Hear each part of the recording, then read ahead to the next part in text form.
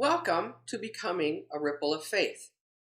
This is the second video in a two-part series that is based on Lissa Rankin's book, The Fear Cure. The first video, we talked a little bit about how fear can make you sick.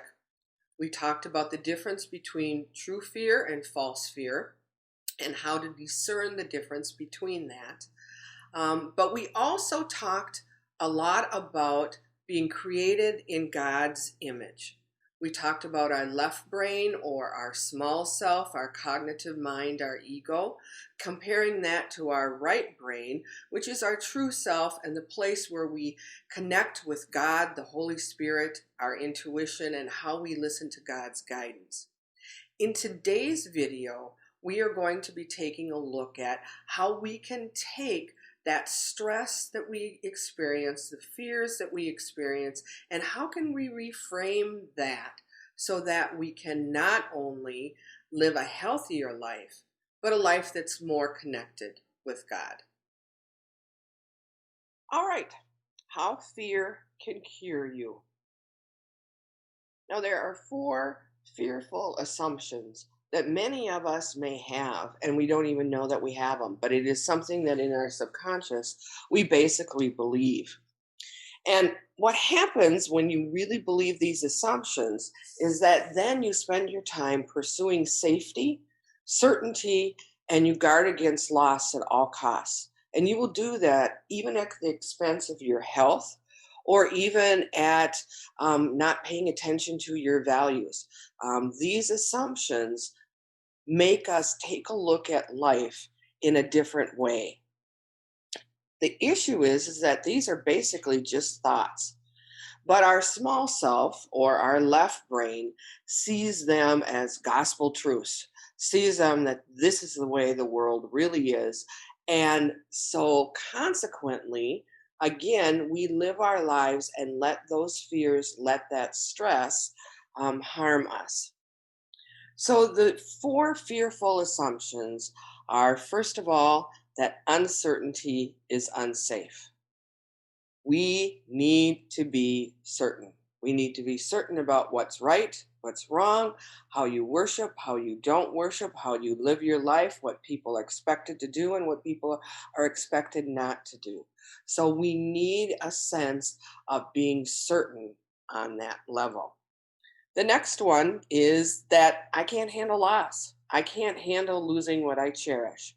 So then consequently, you are going to grasp at, try to control, try to protect to the point that, you know what, many of us, we really don't have much control over the things that we end up losing. This one is a biggie. It's a dangerous world. And yes, we are not talking about dualistic thinking here. We know there are dangers in this world, but do you basically see the world as a very dangerous place? So then you spend most all of your time protecting yourself. And then finally, I am all alone. Remember when we talked about image of God, and do you see yourself as a body with a soul or a soul with a body? If you truly see yourself as a body with a soul, you will see yourself as separate and separate from all others. Now we're going to take a look at these a little bit deeper individually. So there are truths that you can come across and talk about, all right, that just kind of reframe what these negative assumptions are. But to move from those fearful assumptions to courage, to the place where you are dealing with fear, you're dealing with stress, it's not a left brain cognitive process. It is a right brain intuitive one. You cannot outthink moving into these courage cultivating truths. You have to use your right brain, your true self, the Holy Spirit. So your true self or your soul knows that the truths can be trusted. So what the real shift is that you have to learn to trust this part of you. You have to learn to trust and surrender to the God within you. And then consequently, you will live a more courageous life when you believe these truths. And these truths are that uncertainty is a gateway to possibility. Loss is natural and it can lead to growth. That it is a purposeful universe and that we are all one. So, we're going to take a look at the first one. Uncertainty is the gateway to possibility. Again, we are addicted in our culture to certainty. It gives our small self, our left brain, the false sense of being in control. We like to feel in control. Our cognitive mind or our small self always seeks safety, security, and comfort at the expense of everything else. It can be at the expense of joy. It can be at the expense of love and compassion. It can be at the expense of all of those wonderful things that God provides us with. Because that's the job of our left brain. Our cognitive mind is safety, security, and comfort. But our right brain, our true self, our soul, is actually as comfortable with the unknown as it is with the known. So our right brain, our soul, our God self doesn't need certainty to be at peace. So if we can learn to connect with this right brain, all right, we will have a more peaceful life. So loss, the second one is natural and it can lead to growth. Now, many other cultures see loss as a natural part of life. Not that there is, a spiritual bypassing where you don't pay attention to the pain that loss causes, but they see that more as part of that circle of life. But oftentimes we view loss as a failure and we resist it at all costs, which also means we resist change. We don't like change. And so many times that is where the fear, the stress is really causing problems for us, is our resisting change. And avoiding change is where fear is actually born. So many ways of avoiding change is we will rehearse tragedy. We will forebold joy. Some of these should sound familiar from Brene Brown. Perfectionism is another way. And numbing. Numbing is another way where you either use, binge on Netflix or alcohol or shopping or whatever it is that you do to numb and avoid the thought of change and what is happening with change. But when we actually listen to our soul, when we listen to God, we stop fighting with life. But to do that, we need to slow down and we need to feel. We also need to see ourselves clearly, and we have to be able to be comfortable sitting with that discomfort, that uncertainty, and then you have to be patient and wait. All of these things are what it takes to surrender to God and God's will. All right, it's a purposeful universe. Einstein, the most important decision we make is whether we believe that we live in a friendly or a hostile universe. It will definitely change how you move about the world. Now, that's not to say, again, that there aren't real dangers in our world, but we've kind of lost touch with the statistics of some of these dangers. So, Lisa Rankin pulled in some of these very interesting statistics. First of all, our lifespan is 60% longer now than in the 1900s. Fewer people develop actually chronic illnesses, and illnesses have a tendency to develop 10 to 25 years later in life. And sickness is much less severe, and less people become disabled. And of course, this is all in the developed world. So, by all measures, in the developed world, we are the healthiest, smartest, richest, safest people in human history. Yet we have never been more afraid. A purposeful universe is one that is orderly and meaningful, even if we don't understand how it operates. Even if we don't understand how it changes and it moves, and even though we cannot control it. We believe that we're protected by a loving God that guides us through not only outer signs, but inner knowing. And this is aligned with the highest good for us and also for others. And once you begin to trust that whatever happens contributes to your soul's growth, there's going to be less fear because you're not guarding against uncertainty or grasping at what you don't want to lose. It means you let go of clutching for that control. So, for example, when there is bad news, you are able to trust that process and also the outcome.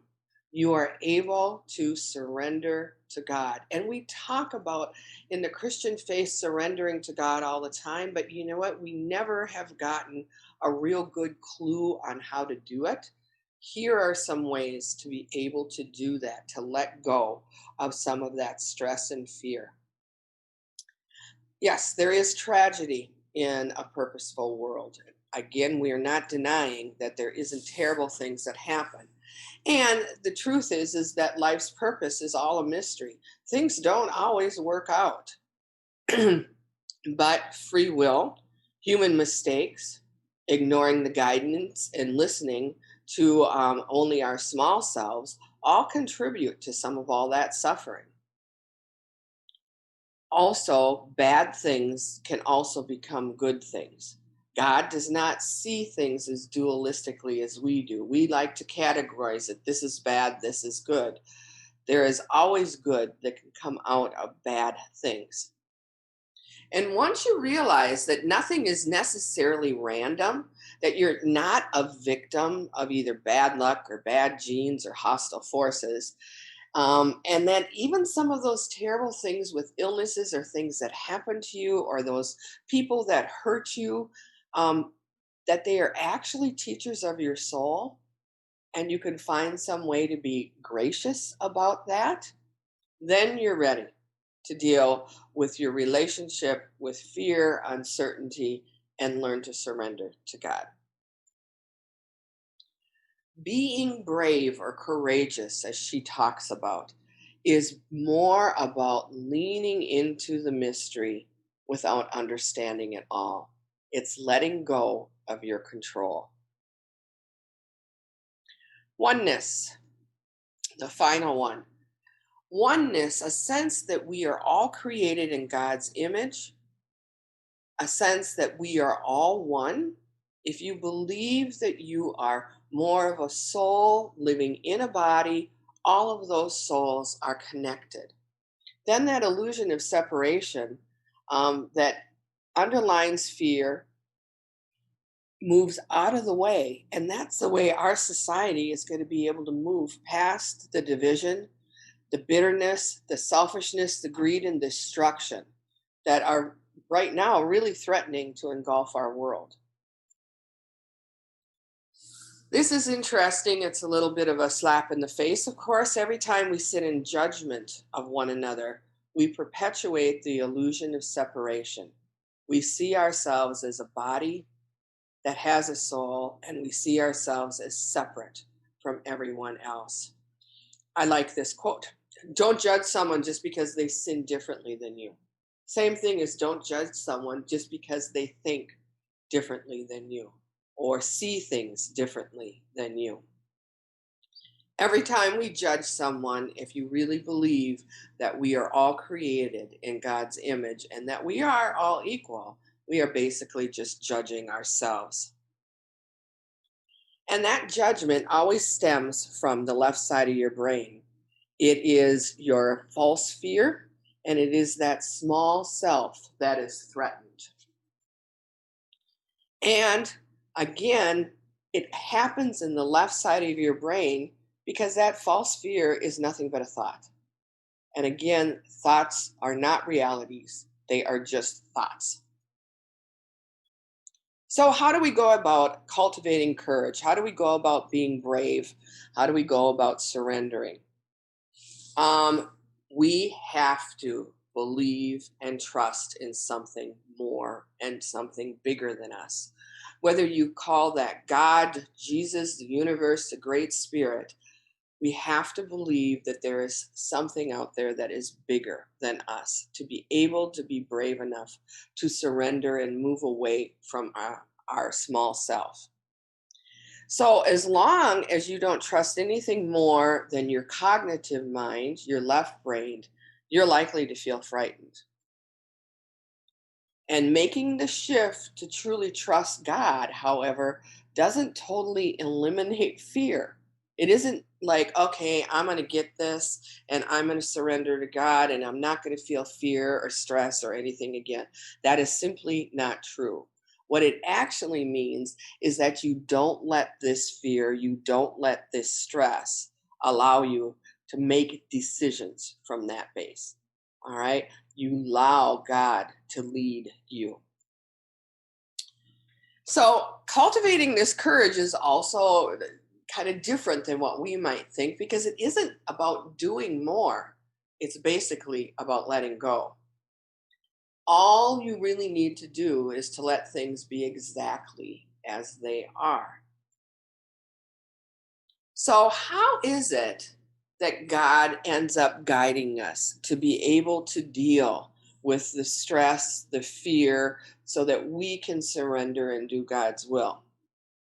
Well, He gives an awful lot of outward signs. And what happens is if you miss a sign, you will see them again and again and again. So, one of the ways that God talks to us and communicates and guides us is sometimes a persistent, seemingly irrational thought that won't go away. You keep getting the same kind of thought, like, I need to change. There needs to be a change. I need to do this. Or I really need to call somebody. I haven't talked to him for a long time, but this just feels like I need to do this. Dreams. In the Bible, God talked to many people through their dreams, and there is oftentimes messages or suggestions or ideas. So pay attention to your dreams. Also, there are people that sometimes, God works through people, and people can show up, and there may be messages for you that happen just at the right time. And it's like, my gosh, that person didn't know this was what I was either thinking about or struggling with, but they just say the right thing at the right time. Also, oftentimes when God is speaking to you, He will use our bodies. You will get that gut feeling. All right. You may get a sense of, I need to do this. I need to talk to this person. I need to get out of this situation. So pay attention to sometimes how your body also feels. um, Found objects that mean something to you. For many people, God will even speak to you in these kinds of ways. It can be just something that maybe isn't maybe is important. I remember one time many years ago, I was going through a decision making process, and I had been struggling with it and struggling with it, and so I had asked God for a sign. I said, you know what, God, give me a sign. And I was going to Superior, Lake Superior area with my husband, Todd. And I love agates. I just love agates. And I kind of said, God, you know what? If this is what I need to be doing, show me. I want to find an agate, a nice agate that I just know means that this is the way that you're guiding me.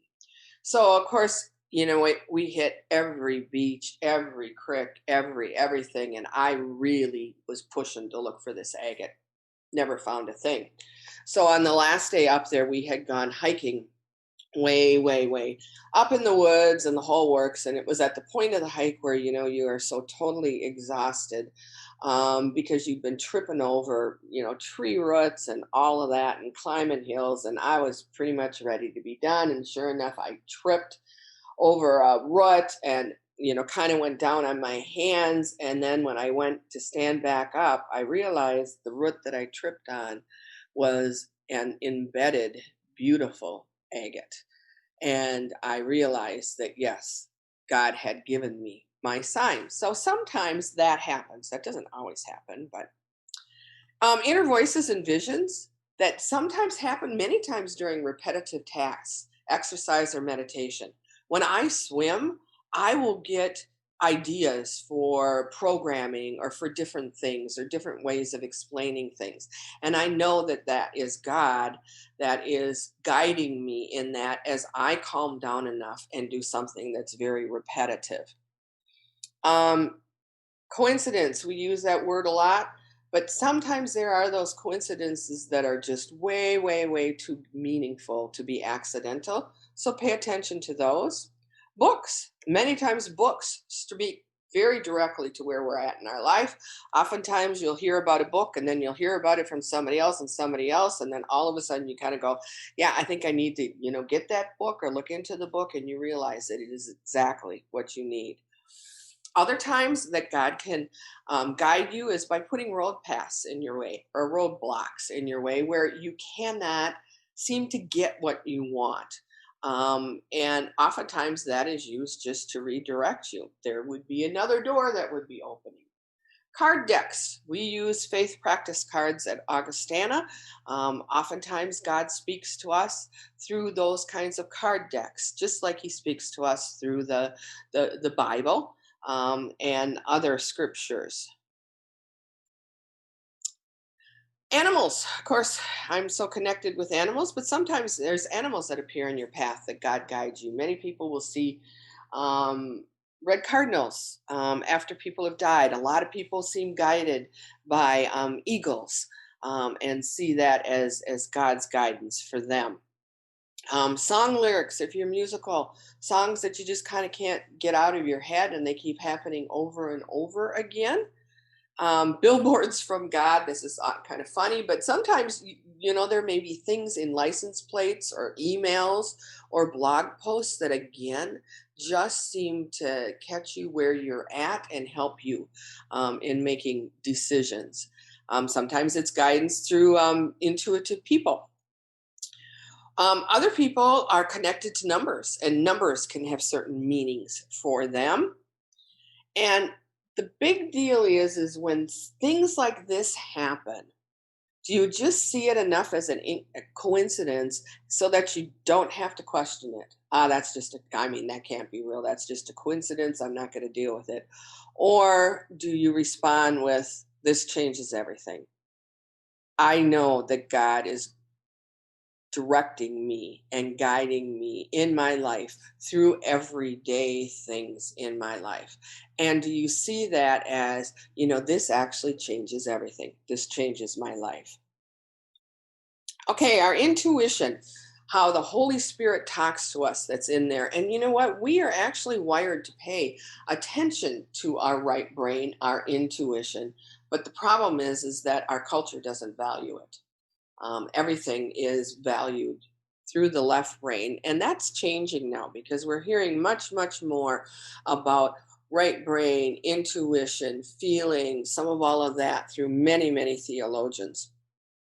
So, intuition actually means to guard and protect, and it's a guidance to guide ourselves and to protect ourselves and to protect others. Many times, when you get an intuitive hunch, a thing from God, even if it isn't something that you want, um, you just know it because you don't feel scared.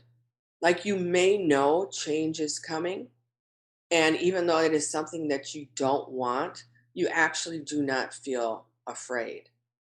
And one of the ways to discern if that is your left brain scared, protection coming up with fears is if you stay in stillness and you relax, you can tell if that is a true fear or a false fear. Because that fearful thought will lose its edge when you're calm and present. And when it does that, it's a false fear. When you're calm and you're present and you take a chance to sit down and breathe and meditate, and you still have a sense of what that intuitive hunch is and you're not afraid of it, chances are it's coming more from God. So, how is it that you can strengthen your intuition? A lot of people ask this. How is it that I can strengthen that connection with God and meditate, meditate, meditate, meditate? Meditate in contemplation, meaning that you are quiet. You shut down your left brain. And we're actually going to look at this more closely in another series of Ripples of Faith. But meditating and getting quiet is one of those best ways to strengthen your intuition. Another way is to develop your sensory awareness. Pay more attention to what you see what you feel. Um, are there things that you feel in your body? Are there things that you sense? Are there things that you may hear?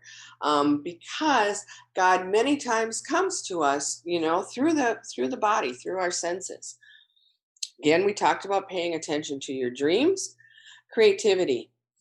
Do something, and you know what? Creativity doesn't mean that you have to paint a huge mural or picture or whatever. Creativity can be anything. It can be in your writing, in your journaling, in your cooking.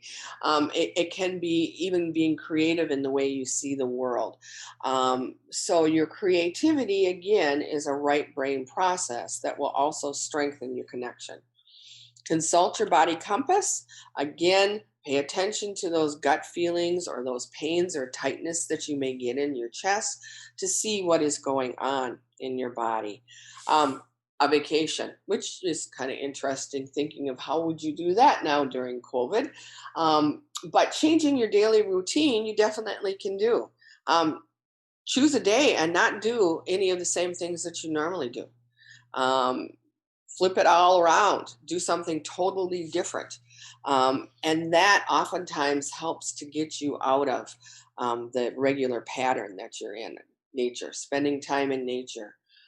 Many, many people get a sense of quiet and a connection with God when they spend time in nature, and then spend more time feeling and less time thinking. All right. A lot of times, what we are thinking are our feelings are actually our thoughts. So, again, you get more into your sense of feeling when you actually meditate. Uh, Engage in repetitive motion, movement. Like I said, swimming, walking, running, even on exercise machines. Do something that you're doing something repetitively, and it helps to calm and to do that. And then take a real good look at your values and how you align with your values. Are you really acting out what you say that you value? So, the journey from fear to freedom. Something really magical happens when you stop trying to control every aspect of your life and you commit to letting your life be your teacher, even if things aren't going your way. So you need to learn to surrender to God. And surrendering means, I don't know, I don't have the answers, but I trust anyway. This is what, this is what in the Bible study with Peter and the fishing, and Jesus was talking. We just went through this Bible study not too long ago, and Jesus was talking to the crowd, and he went out into the boat, and Peter and his friends had been fishing all night, and there was no fish there's no fish in that lake. But Jesus says, come with me, and then he says, go to the deep end and throw your nets over and you will catch fish. Well, you know what, I am sure Peter's like, yeah, right. I don't know. But yeah, I'm going to trust anyway. And that's what surrendering is. And trust that you live in a purposeful universe and that there is meaning in all outcomes. There is a meaning that is there. God is in control. And the problem is that you never are going to get there. We'll never get there, you guys. We will always be practicing to surrender to God and to follow his will. Our culture teaches us that if you want something, you have to get it by pushing, striving harder, that no pain, no gain type of thing. When you surrender your will and do that, It is not easy. Letting go of control, letting go of overworking, all of that is very unnatural for most of us. So, what we're trying to do then is surrender through your small self or your left brain. And you can't do that because it really doesn't know how to do that. All it knows how to do is to think and to protect. You have to surrender through your right brain. Surrender to what wants to become rather than pushing for what your ego and your left brain wants to make happen. So, what you do is you put your desires out there, you turn them over to God, and then you trust that whatever happens is in the highest good. So, what you do is you set those goals. Your desires, most of the time, are there given to you by God. And you set those goals and you let God come up with the how and the when. You let God show you where to go, and it will be in God's timing. And then you have to release that attachment to those outcomes because many times things will end up turning better or just even different than what you had thought. Now, the deal with surrender is that it is not about being passive or lacking in ambition. So, again, this isn't a dualistic thought. Letting go doesn't necessarily mean you don't do anything, you still have to act. But when you do act, it's about trusting that you move in the direction of joy, ease, peace, harmony, and love. And then you let go of the outcomes. God will definitely come through with your highest good. What we have to do is deal with the ego's anxiety when you're not making things happen, solving problems, striving, or overworking. When we have to let go of control, we have to deal with the ego's anxiety over that. So, what I like to do is let God deal with that whole thing it's himself as well, because I'm not very good at letting go of control. So, I use what is called change me prayers. And those would be prayers of God, change me into somebody who really trusts you today.